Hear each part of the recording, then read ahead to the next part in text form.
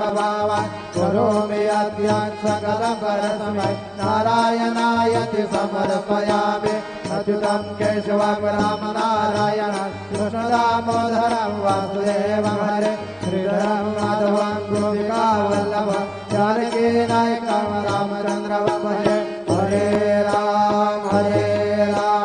राम राम हरे हरे हरे कृष्ण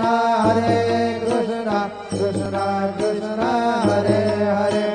श्री गुरुदेवा दत्त हरि ओम यज्ञेन यज्ञमर्जन्त देवा स्थानि धर्माणि प्रथमान्यासन्त देहनाकं महिमानस्ततन्त यत्र पूर्वे साध्या सन्ति देवाः ॐ राजाधिराजाय प्रसह्य साहिने नमो वयं वै श्रवणाय कुर्महे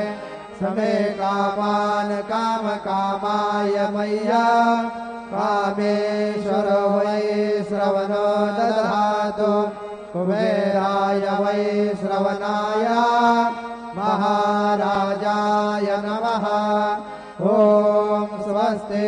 साम्राज्यं भोज्यं स्वराज्यं वैराज्यं पारमेष्ठं राज्यं महाराजमाधिपत्यमयं समन्तपर्यावासुदेव